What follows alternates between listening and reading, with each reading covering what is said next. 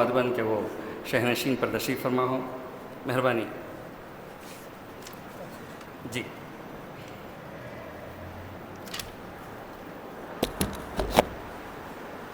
شہر وانیمباڑی کے باشعور افراد کا ہمیشہ سے یہ وتیرہ رہا ہے کہ یہاں کے لوگوں نے مجتہدانہ نقطۂ نظر سے کام لیتے ہوئے ہمیشہ وقت کی جو دیوار پر تحریر ہوتی ہے اسے پہلے سے پڑھ لیتے ہیں. تعلیمی لحاظ سے بھی ہمارے آباء و اجداد نے ایسا ہی کیا اور آج ہم لوگ اس قابل ہیں کہ پورے علاقے کے لیے ایک تعلیمی ترقی میں ایک نمونہ بن کر دکھا رہے ہیں. اسی طرح یہ جو آج ایک ضرورت ہمارے سماج کے سامنے پیش آ رہی ہے تو اس کو لے کر ہمارے علاقے کے ہمارے مخیر حضرات نے ہی پہل کیا ہے. آپ لوگوں سے اس کے لیے بھرپور تعاون کی گزارش ہے. اس کے ساتھ ہی میں علی جناب مولوی عبدالرزاق صاحب خطیب و امام مسجد نیوٹن سے ادباً گزارش کرتا ہوں کہ وہ اس تعلق سے اپنے مختصر اور جامعہ کلمات سے ہمیں نوازیں. میں شکیل صاحب سے ایک بار پھر ادباً گزارش کرتا ہوں کہ وہ شہنشین پر تشریف فرمائیں.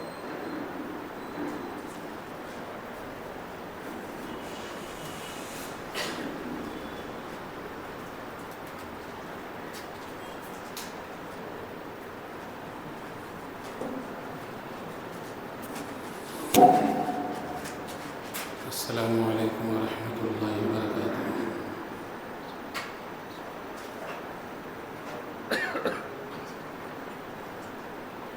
الحمد للہ وکفیٰ وسلام علی عبادہ الذین اصطفیٰ اما بعد فاعوذ باللہ من الشیطان الرجیم بسم اللہ الرحمن الرحیم وانفقوا مما رزقناکم من قبل ان یأتی احدکم الموت فیقول رب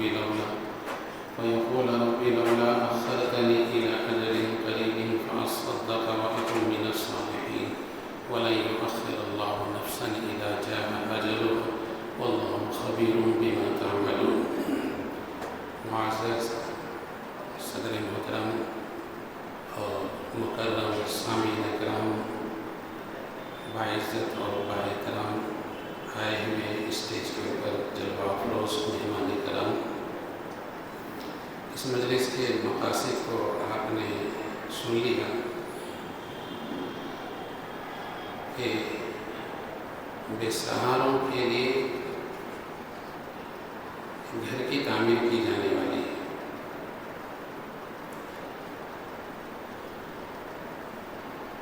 اللہ تبارک و تعالیٰ نے جو ہمیں یہ مال و دولت اس دنیا کے اندر دیا ہے، اللہ کا بڑا شکر ہے، بڑا کرم ہے، بڑا احسان ہے. اللہ کے راستے میں ہم جب مال و دولت کو لگائیں گے، اللہ کے سامنے جب حاضر ہوں گے اس وقت سرخ روح ہو کر کے ہم حاضر ہوں گے. اور اگر اللہ کی دی ہوئی مال و دولت کو ہم نے اللہ کے راستے میں نہیں لگایا تو اس دن انسان افسوس کرے گا اور شرمندگی کا سامنا کرنا پڑے گا. انسان جب مر جاتا ہے تو اس کے سارے عمل ختم ہو جاتے ہیں. نماز نہیں پڑھ سکتا، روزے نہیں رکھ سکتا، صدقہ اور خیرات نہیں کر سکتا. یہ زندگی جو اللہ تعالیٰ نے دی ہے نیکیاں کمانے کے لیے ہمیں اور آپ کو دی ہے. کتابوں کے اندر لکھا ہے جب انسان اس دنیا سے چلا جاتا ہے، موت آ جاتی ہے تو اس کے نام اعمال بند ہو جاتی ہے. لیکن کچھ اعمال اس دنیا کے اندر انسان ایسا کر کے جاتا ہے جس کی وجہ سے اس کے نام اعمال بند نہیں ہوتے اور کھلے رہتے ہیں، اس کا ثواب ملتے رہتا ہے. انہی میں سے ہے صدقہ جاریہ. کسی عام جگہ کے اوپر پانی پینے کا انتظام کر دینا، جب تک پانی لوگ اس سے پیتے رہیں گے تو مرنے والے کے نام اعمال کے اندر اس کا ثواب لکھا جاتا رہے گا.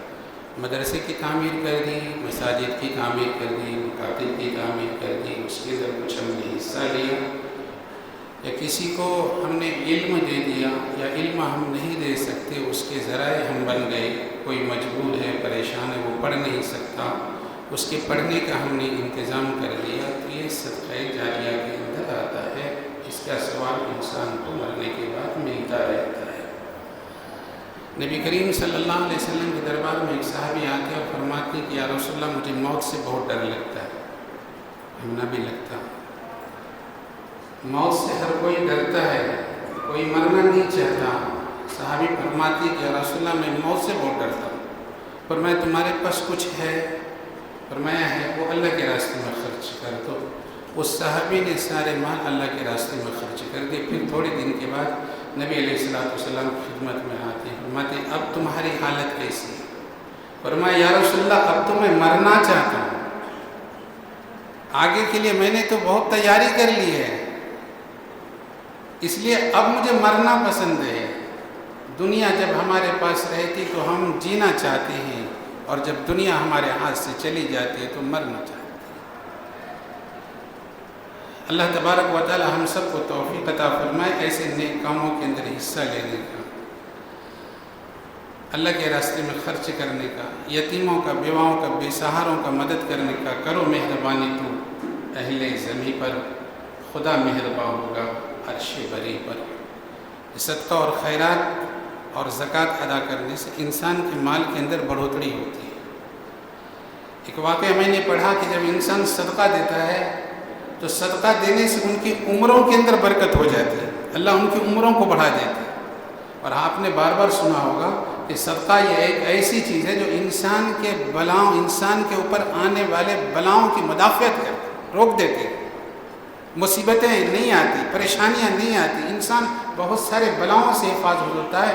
نبی علیہ السلام کا فرمان جس کا مفہوم یہ ہے کہ بیماروں کے علاج صدقے سے کیا کرو. ڈاکٹر کے پاس جانے سے پہلے اللہ کے نام سے کچھ صدقہ دے دیا کرو، اس سے بیماروں کو شفا ملتی ہے. داؤد علیہ السلام کے پاس ایک شخص رہتے تھے، ایک نوجوان تھا جن سے بہت محبت، ساتھ رہنے کے بعد انسان کو ایک دوسرے سے محبت ہو ہی جاتی ہے، لگاؤ ہو ہی جاتی ہے. داؤد علیہ السلام کے ساتھ جو نوجوان تھے بہت محبت کرتے تھے، ان سے بہت لگاؤ ہو گیا تھا، ساتھ میں رہتے تھے. اسرائیل نے آ کر کے داؤد علیہ السلام سے کہا یہ آپ کا یہ دوست ہے نا، یہ 3 دن کا مہمان ہے، جانے والا ہے. کتنا؟ 3 دن کا مہمان ہے، اتنی ہی اس کی زندگی ہے. بڑا افسوس ہوا داؤد علیہ السلام کو کہ میں اس سے اتنا محبت کرتا ہوں، یہ ہمارا اتنا خدمت کرتا ہے، مجھ سے جدا ہونے والا ہے. لیکن 3 دن گزر گئے، 4 دن گزر گئے، مہینے گزر گئے، سالوں گزر گئے، وہ چل پھر رہا ہے، موت ہی نہیں آئی اسے. بڑا تعجب ہوا. داؤد علیہ السلام نے اسرائیل سے پوچھا تو نے تو کہا تھا کہ یہ 3 دن کے مہمان ہیں اور یہ 3 سال گزر گئے بھی زندہ ہیں. فرمایا واقعہ کچھ اس طرح ہوا کہ جب اس کا وقت آ گیا تھا اسی درمیان میں ایک مسکین اس کے پاس آیا، حاجت ضرورت مند ہے، اور اس نے اس مسکین کی 20 دینار سے مدد کر دی. جب اس مسکین کے ہاتھ کے اندر وہ پیسہ آیا تو اس نے ہاتھ اٹھا کر کے اللہ سے دعا کی، اے اللہ اس کی عمر کو تو بڑھا دے، اس کی عمر کے اندر تو برکت دے دے. ہر ایک درہم کے بدلے اللہ تبارک و تعالیٰ نے 1 سال اس کی عمریں بڑھا دی. صدقہ دینے سے انسانوں کی عمروں کے اندر برکت ہوتی ہے. بڑا اچھا کام ہے ماشاءاللہ. وانمباڑی کے اندر ضعیفوں کے لیے، ایک بے سہاروں کے لیے ایک بلڈنگ تعمیر ہونے والی ہے. یہ ایک اچھا موقع ہے، اپنا پیسہ اس میں لگاؤ، اس میں صدقہ دو، اس میں خیرات دو، زکوٰۃ کا پیسہ دو. جب تک وہ بلڈنگ قائم رہے گی اور جتنے بے سہارے اس کے اندر قیام کریں گے، وہ دعا دے تو بھی نہ دعا دے تو بھی آپ کے نامہ اعمال کے اندر نیکیاں لکھی جائیں گی. اسی مقصد کے لیے یہ مجلس جمی ہے، اور ہمیں آپ لوگوں کو یہاں پر اور ہمیں بھی اسی لیے بلایا گیا کہ لوگوں کو ترغیب دلائیں. ترغیب کی بات نہیں ہے، آخرت کا سودا ہے. آج تم تھوڑے سے پیسے اگر اللہ کے نام سے خرچ کر دو گے تو جنت کے اندر تمہارا مقام ملے گا. اگر تھوڑا پیسہ تم اللہ کے راستے میں خرچ کر دو گے تمہارے نامہ اعمال کھلا رہے گا، اس کے اندر نیکیاں جاتے رہیں گے، ٹرانسفر اس کے اندر نیکیاں ہوتے رہیں گے. تو ایک اچھا موقع ہے جو ضعیفوں کے لیے، بے سہاروں کے لیے ایک بلڈنگ کی تعمیر ہو رہی ہے. میں آپ تمامی حضرات سے مؤدبانہ گزارش کرتا ہوں، درخواست کرتا ہوں کہ اس کار خیر کے اندر آپ دل کھول کر کے حصہ لیں.